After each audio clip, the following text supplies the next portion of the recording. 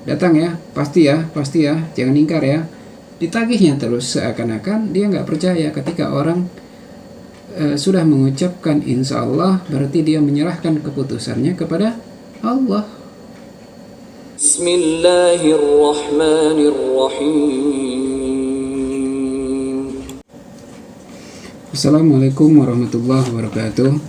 Bang, bagaimana tanggapan abang terhadap kebiasaan orang Indonesia yang kalau berjanji udah ngucapkan insya Allah tapi nggak ditepati, sehingga banyak orang yang menjadi tidak percaya dengan janji yang diucapkan dengan insya Allah.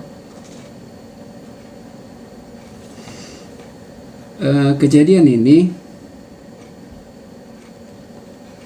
mungkin kita pernah ngalaminya, baik kita orang yang diucapkan janji itu ataupun kita yang berjanji dengan mengucap insya Allah. Coba kita tanya pada diri kita sendiri. Coba tanya pada diri kita sendiri. Ketika kita berjanji dengan mengucap insya Allah, apakah kita tahu akan bisa menepati janjinya, atau justru kita tidak tahu, atau kita tahu bahwa kita tidak bisa menepati janjinya?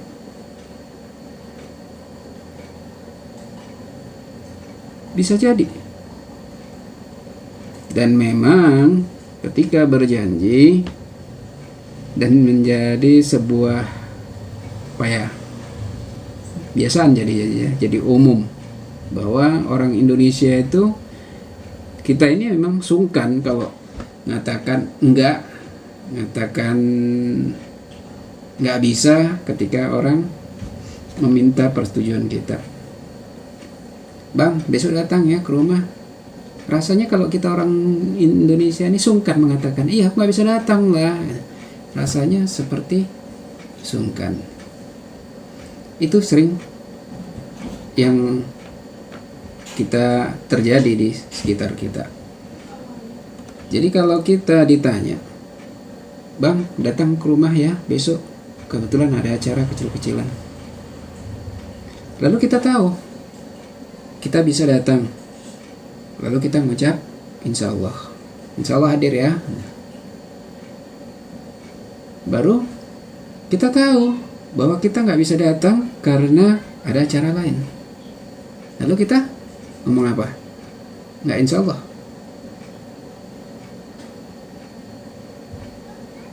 Mau nolaknya nggak enak, body terpaksa lah. Kadang ditutupi dengan ucapan insya Allah, padahal dia udah tahu dia bakal nggak datang. Dan terkadang yang diucapin ini juga jadi gak percaya, sampai mengatakan datang ya, pasti ya, jangan ingkar ya.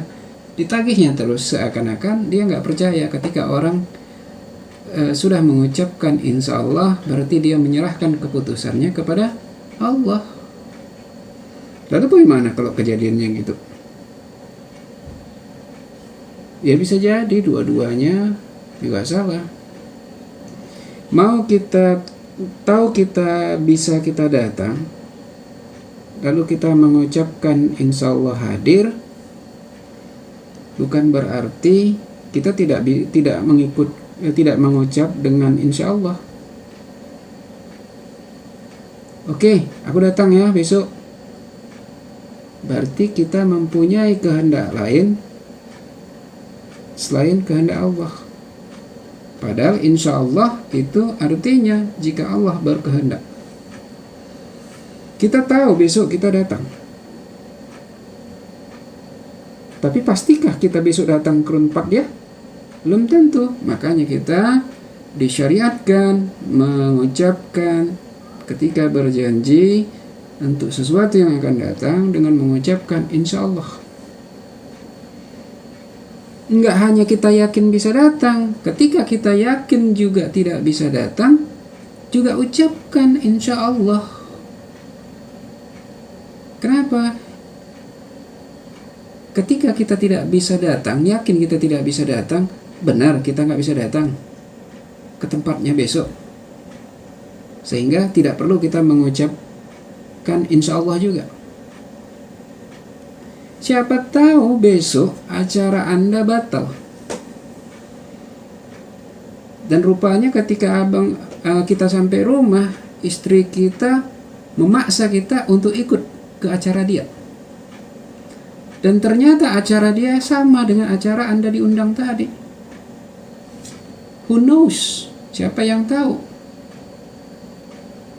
Makanya ketika kita tidak bisa menepati, tidak bisa memenuhi, ataupun bisa memenuhi untuk janji, untuk sesuatu yang akan dilakukan esok, ucapkan insya Allah. Dan jangan pula sampai parahnya kita termasuk orang yang gak percaya ketika orang udah mengucapkan insya Allah. Ketika orang udah mengucapkan insya Allah dalam janjinya, yakin bahwa dia telah menyerahkan urusannya kepada Allah. Bisa datang atau tidak datang, itu dah kembali kepada Allah. Jadi walaupun kita berusaha memenuhi janji kita dengan mengucap insya Allah, kita berusaha, tapi keputusannya akhirnya itu kembali kepada Allah.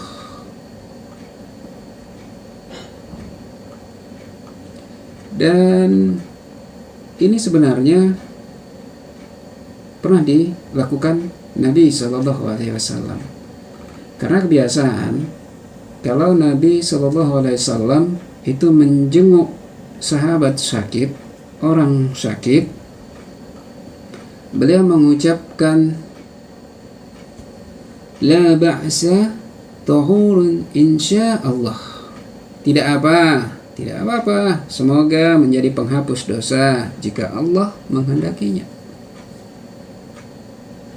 Namun satu ketika Nabi SAW ini menjenguk sakit seorang Arab Baduy, dan seorang sahabat mengatakan ketika Nabi selesai mengucapkan la ba'sa tahurun insya Allah, sahabat mengatakan, ya Rasulullah, engkau mengatakan sakitnya penghapus dosa, justru dia saat ini sedang demam yang menimpa orang tua lemah yang tanpa daya, yang segera masuk ke dalam kubur. Maka Nabi SAW mengatakan, kalau begitu benar apa yang kamu katakan. Ini ada disebutkan di Sahih Al-Bukhari. Dari hadis tadi, apakah kita mau menyatakan bahwa Nabi nggak tahu kondisi orang itu dengan mengucapkan la ba'sa tahurun insyaallah? Tentu kalimat ini adalah merupakan kalimat penghibur bagi yang sakit, bagi orang keluarganya, dan itu juga bentuk penyerahan Nabi SAW kepada Allah, walaupun beliau melihat orang itu sudah sekarat. Dan itu juga bentuk doa pengharapan. Begitu juga dengan janji kita. Dan ada juga di tengah kita yang sering, mungkin kalau yang sering menjabat dalam suatu jabatan atau suatu organisasi kan, atau pegawai negeri, ASN, macam yang ada bentuk sumpah jabatan, tentara, polisi, dan lain sebagainya. Ketika kita bersumpah, kita yakin bisa menjalankan sumpahnya, atau justru kita tidak yakin dapat menjalankan sumpahnya? Karena sumpahnya itu panjang lebar di bawah Al-Quran, sehingga ada yang sampai karena takut tidak bisa menjalankannya nanti, yakin dia udah nggak bisa menjalankannya, nggak mengucap sumpah, hanya qomat kamit tapi dia nggak sumpah. Ya paling biasa rame-rame kan. Berkaitan dengan ini, sebenarnya ucapkan aja, insya Allah, nggak perlu dia diam, cukup baca, ikut bersumpah, ikuti sumpah, yakin atau tidak yakin, ucapkan dengan mengucapkan insya Allah, ikut bersumpah. Yang penting berusaha untuk menjalani sumpahnya.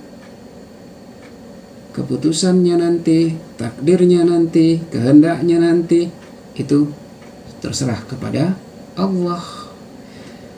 Jika kita sudah berusaha, ketika kita nanti pun hilaf, maka tidak akan ada jadi dosa. Ini disebutkan Nabi Shallallahu Alaihi Wasallam di Sunan At-Tirmizi, Tirmizi di nomor hadis 1451. Bahwa Rasulullah Shallallahu Alaihi Wasallam bersabda, barang siapa bersumpah atas suatu perkara, lalu ia mengatakan insya Allah, maka ia tidak berdosa jika tidak terlaksanakan. Ini artinya, terlepas kita yakin bisa melakukan atau tidak bisa melakukan sesuatu, untuk di waktu akan datang ucapkan dengan insya Allah. Itu artinya hati kita, pikiran kita, ucapan kita menyerahkan nanti pada Allah. Jangan kita yakin untuk melaksanakan baru kita ucapkan insya Allah. Itu artinya kita hanya manis di bibir, tapi keyakinan kita udah yakin kita bisa melakukannya. Belum tentu. Itulah kehendak Allah. Yakin atau tidak yakin kita bisa memenuhinya, yakin bisa memenuhi atau tidak memenuhi apa yang akan kita lakukan, ucapkan dengan insya Allah. Terima kasih. Untuk download buku bisa langsung melalui website Hikmah 313, dan untuk saran, kritik maupun pertanyaan dapat melalui kolom komentar. Dan untuk dapat mengikuti video-video selanjutnya, silahkan untuk subscribe dan hidupkan notifikasi loncengnya. Billahi taufiq wal hidayah. Assalamualaikum warahmatullahi wabarakatuh.